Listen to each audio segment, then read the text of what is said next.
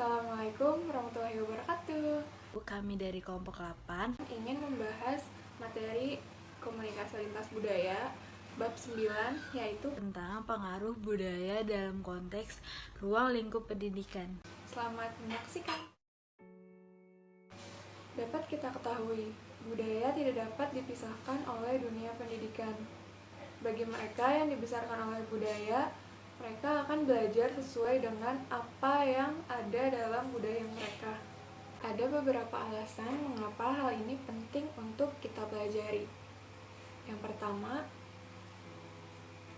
kita dapat memperoleh pengetahuan yang berharga dengan mempelajari persepsi dan pendekatan suatu budaya dalam pendidikan.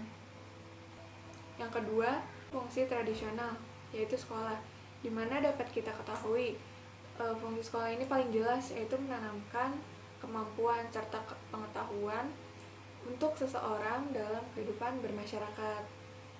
Yang ketiga, yaitu pengaruh budaya dalam pendidikan dapat menyadari pengetahuan informal dalam suatu budaya tersebut. Yang keempat, pendidikan adalah salah satu profesi terbesar di Amerika Serikat. Nah, dari 4 poin tersebut, intinya budaya itu mengajarkan hal yang sama, yaitu mengabadikan sejarah dan meneruskan tradisi serta budaya yang ada di dalam masyarakat dari generasi ke generasi selanjutnya. Selanjutnya, kita akan membahas tentang dinamika pendidikan yang berubah. Untuk mengakomodasi populasi murid yang beragam, pendidikan harus mengubah caranya untuk dapat memenuhi kebutuhan semua murid-muridnya. Perubahan bagaimanapun itu memaksa terjadinya suatu pemeriksaan ulang, dalam artian melihat sesuatu seperti untuk pertama kalinya. Pendidikan menjadi interaksi lintas budaya yang melibatkan berbagai etnis, pandangan, dan gaya hidup serta gaya belajar. Dapat kita ambil contoh di sini pada sistem pendidikan di Indonesia, yaitu perubahannya kurikulum KTSP yang berubah menjadi kurikulum 13 atau yang lebih dikenal dengan K13, di mana pada saat itu perubahan memaksa terjadinya suatu pemeriksaan ulang, dan terdapat juga beberapa perubahan yang terjadi, misalnya pada gaya belajar dan sistem pembelajaran yang dilakukan. Kemudian ada sistem pendidikan yang berbeda secara budaya. Seperti yang kita ketahui, semua budaya dengan sistem pendidikan formal cenderung mengajarkan hal yang sama, yaitu seperti bahasa, matematika, ilmu pengetahuan, agama, dan sebagainya. Lalu, apa dan bagaimana budaya mengajar? Perbedaan yang ada dalam apa dan bagaimana budaya mengajar ini menyangkut pengaruh budaya pada sistem dunia pendidikan. Apa yang diajarkan dalam budaya itu penting dalam mempertahankan suatu budaya, dan hal ini biasanya menjadi tanggung jawab utama sistem pendidikan formal dalam suatu budaya tertentu. Proses pendidikan formal dalam suatu budaya berkaitan langsung dengan nilai dan karakteristik yang ada pada budaya tersebut. Apa yang ditekankan dalam suatu budaya dalam kurikulumnya dapat memberikan pemahaman mengenai ciri-ciri budaya yang ada. Contohnya seperti dalam budaya Cina, di mana Cina merupakan negara yang kolektif, sehingga pendidikan Cina menekankan tujuan untuk suatu kelompok atau masyarakat, menuntut untuk kerjasama dan saling ketergantungan satu sama lain, menekankan moral dan perilaku, dan mengajarkan kehormatan. Kemudian, guru yang ada di negara Cina bertanggung jawab dalam hal moral dan mengajarkan peraturan moral dalam budaya mereka. Sama halnya di negara Jepang, mereka berorientasi pada kelompok. Jadi dalam kurikulum Jepang terdapat pengajaran tentang kerjasama, keharmonisan, kesopanan, dan ketergantungan. Salah satu metode pengajaran yang ada di negara Jepang adalah dengan menghafal. Misalnya dalam pelajaran geografi di negara Jepang, guru lebih menekankan anak muridnya untuk menghafal nama-nama gunung, nama-nama ibu kota di negara, dan lain sebagainya. Membaca, menulis, dan matematika itu sangat ditekankan di negara Jepang.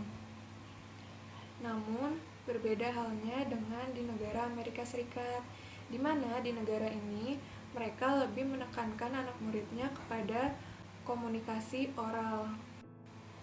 Nah, dari kedua contoh negara tersebut, terdapat perbedaan budaya yang ada di dalamnya. Contoh lainnya yaitu di negara Spanyol, di mana murid-murid ini diajarkan kemampuan dasar seperti membaca, menulis, dan aritmatika. Sebagai tambahan, murid-murid di Spanyol juga diajarkan tentang kemampuan formatifnya. Kemudian, ruang kelas Spanyol ditandai dengan tidak adanya kompetisi. Jadi, murid-murid di Spanyol ini tidak bersaing dalam hal nilai. Lalu, dalam ruangan kelas Meksiko, interaksi kelompok adalah mode pembelajaran yang sangat diutamakan dalam negara ini. Namun, ada kalanya ketika guru sedang menerangkan pembelajaran, murid-murid senantiasa duduk dengan rapih dan tenang. Kemudian, ketika terdapat interaksi kelompok, maka mereka sangat berantusias dengan adanya diskusi tersebut. Karena budaya di negara Meksiko sendiri adalah menghargai ketika seseorang sedang memulai percakapan. Maka, dari adanya keempat contoh sistem pendidikan di 4 negara yang sudah dijelaskan tadi, dapat ditarik kesimpulan bahwa 1. Budaya secara signifikan mempengaruhi proses pembelajaran. Yang kedua, dalam banyak kasus, ada persamaan budaya dalam mengajarkan sesuatu hal, yaitu ilmu pengetahuan dan matematika.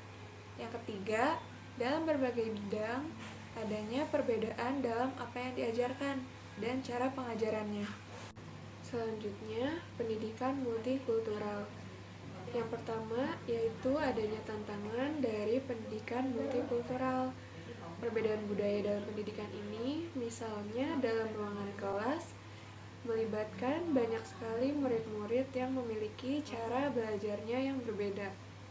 Demikian juga dengan tujuan, harapan, dan gaya komunikasi mereka yang berbeda pula.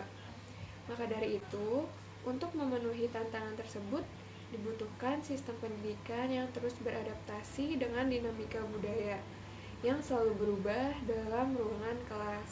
Ada 2 tujuan penting dari pendidikan multikultural. Yang pertama, untuk mengajarkan budaya seseorang tanpa adanya stereotip dan pengertian yang salah. Yang kedua, untuk mengajarkan budaya seseorang tanpa adanya pandangan negatif. Dalam hal ini, pengajar sekarang dihadapkan dengan berbagai tantangan, yaitu mempersiapkan murid-muridnya dari latar belakang budaya mereka yang berbeda-beda. Contohnya itu dari berbagai etnis, suku, ras, gender, kelas, bahasa, agama, serta kemampuan yang dimiliki. Berikutnya ada budaya dan pembelajaran. Budaya dan pembelajaran ini sendiri terdiri dari 2, yaitu cara budaya dan pilihan belajar kultural. Yang pertama ada cara budaya. Cara budaya ini sendiri terdiri untuk mengetahui pengetahuan diperoleh melalui indera yang memiliki 5 jenis melihat, yaitu terdiri dari melihat melalui fisik, pikiran, roh-roh di luar batas, dan melihat melalui media. Yang kedua itu ada pilihan belajar kultural. Pilihan belajar kultural ini sendiri terdiri dari 7, yaitu 1. Ada kebebasan pada suatu bidang versus kepekaan terhadap suatu bidang. Yang kedua itu ada kerjasama versus kompetisi. Yang ketiga itu ada uji coba versus melihat lalu kerjakan. Yang keempat itu ada toleransi versus ketidaktoleransian terhadap suatu ambiguitas. Yang kelima itu ada preferensi penguasaan. Yang keenam itu ada preferensi pemahaman. Dan yang ketujuh itu ada preferensi ungkapan diri.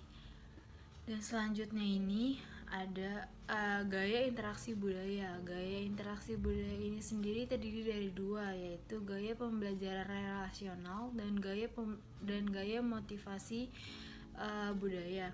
Gaya pembelajaran relasional ini dibawa ke dalam ruangan kelas dan dapat mempengaruhi kelas, seperti satu, ketergantungan atau kemandirian, menunjukkan sejauh mana murid bergantung pada gurunya. Dan yang kedua itu ada partisipasi atau pasif. Beberapa murid akan melihat aktif atau pasifnya dalam proses pembelajaran. Dan yang ketiga itu ada impulsif atau latar belakang. Murid yang berbeda dalam latar belakang itu mempengaruhi cara belajar mereka. Terus yang kedua itu ada gaya motivasi budaya. Gaya motivasi budaya itu ada 4, yaitu satu, motivasi intrinsik. Murid memiliki dorongan dari diri mereka sendiri. Yang kedua itu ada motivasi ekstrinsik, yaitu murid memiliki dorongan diri sendiri dan mempunyai dorongan dari eksternal, yaitu berupa hadiah. Terus yang ketiga itu ada belajar atas permintaan. Murid diharapkan untuk belajar sesuai dengan jadwal. Mau tidak mau, murid harus belajar sesuai dengan jadwal yang ditentukan. Yang keempat itu ada belajar ketika tertarik. Murid akan mempelajari apa yang berguna dan penting bagi diri dia sendiri. Selanjutnya yaitu perbedaan bahasa dalam pendidikan multikultural. Yang pertama, dialek yang diucapkan akan mempengaruhi persepsi guru terhadap kemampuan akademis murid, kesempatan belajar, dan kontribusi mereka di kelas.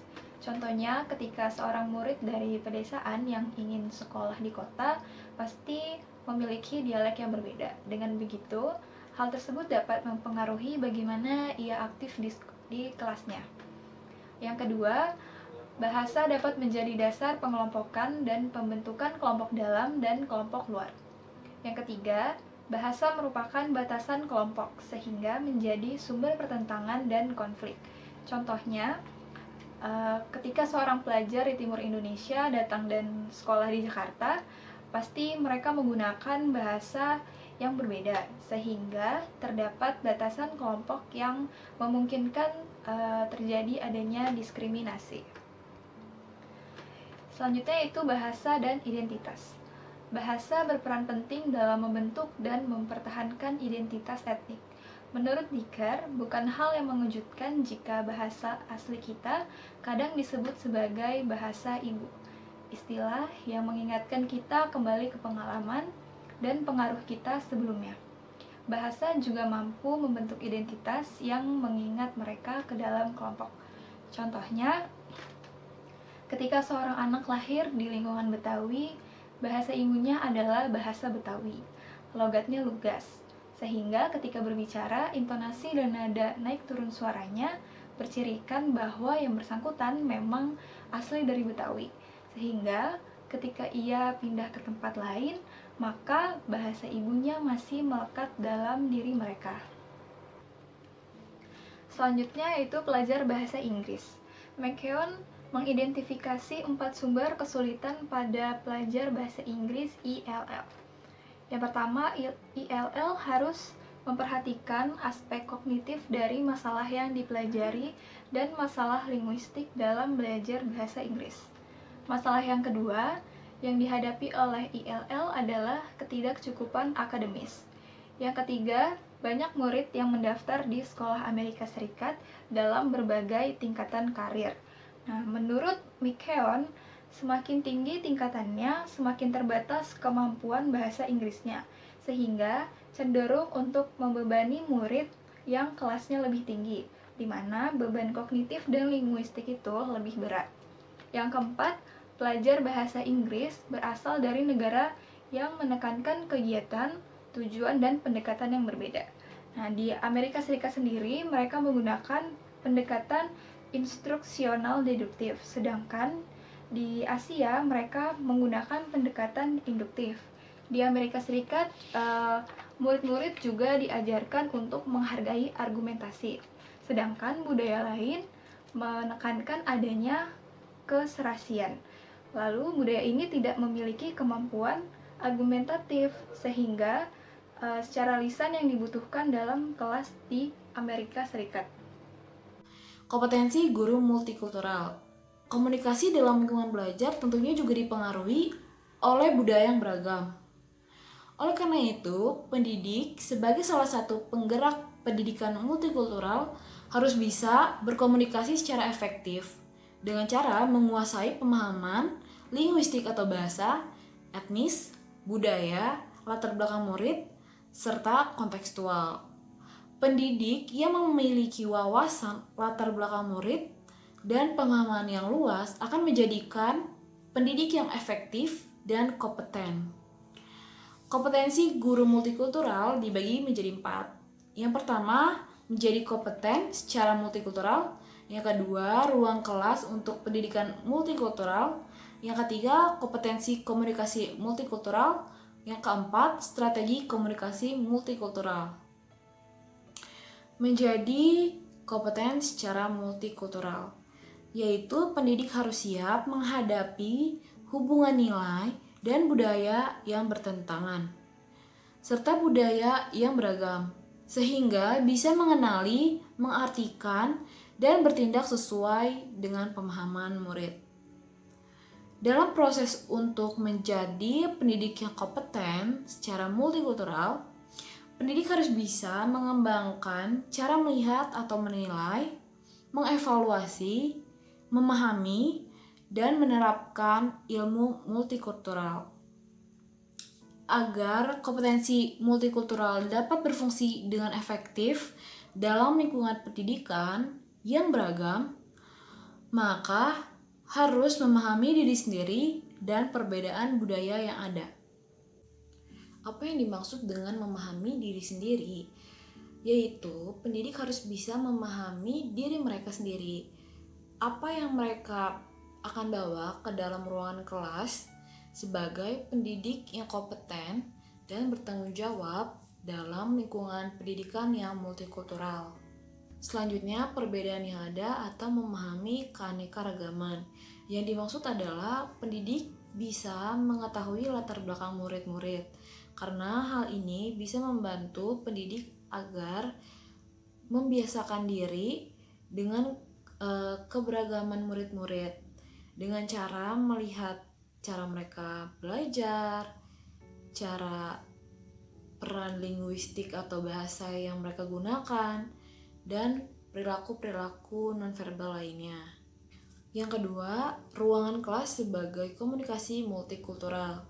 Yang dimaksud adalah penanaman pengetahuan yang dimiliki setiap individu untuk berpartisipasi dalam lingkungan sosial atau masyarakat yang lebih luas lagi. Tujuan untuk menciptakan ruangan kelas sebagai komunikasi multikultural adalah untuk menggambarkan dimensi budaya dalam suatu komunitas dan mengembangkan ruangan kelas yang berbeda.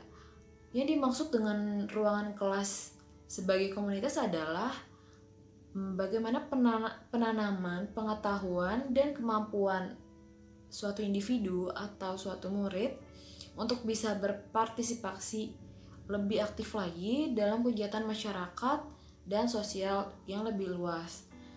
Sedangkan ruangan kelas yang berbeda adalah bagaimana pendidik secara efektif bisa menjangkau murid-murid yang memiliki kemampuan, minat pribadi, dan pola pikir yang berbeda dengan berbagai macam metode yang diberikan dalam ruangan kelas. Berikutnya, ada kompetisi komunikasi multikultural, yaitu adalah guru dan murid perlu mendiskusikan dan menegosiasikan pilihan belajar, pola komunikasi, serta harapan terhadap prestasi akademis dan perilaku di ruangan kelas. Murid perlu untuk membuat hubungan antara isi pelajaran dengan metode belajar yang mereka inginkan. Suara murid harus dihargai dan di dalam ruangan kelas melalui diskusi terbuka terhadap guru dan murid. Berikutnya itu ada strategi komunikasi multikultural. Terdiri dari dua, yaitu kesiapan dan empati. Kesiapan ini sendiri yaitu guru dapat menggunakan pendekatan dan menghindari suatu perilaku untuk mengoptimalkan komunikasi antara guru dan murid serta meningkatkan kredibilitas mereka. Murid tertarik pada orang-orang dan hal-hal yang mereka sukai, dan sebaliknya mereka menghindari hal-hal yang mereka tidak sukai. Yang kedua itu ada empati. Empati itu sendiri terdiri dari satu, berkomunikasilah dengan suasana yang mendukung. Yang kedua, menggunakanlah perilaku nonverbal kepada seorang murid, dan demikian juga dengan komunikasi verbalnya. Yang ketiga itu ada bayangkan dengan tepat dan jelas perasaan Anda. Terus yang keempat itu ada jujurlah. Sekian presentasi dari kami. Kurang lebihnya mohon maaf. Terima kasih. Wassalamualaikum warahmatullahi wabarakatuh.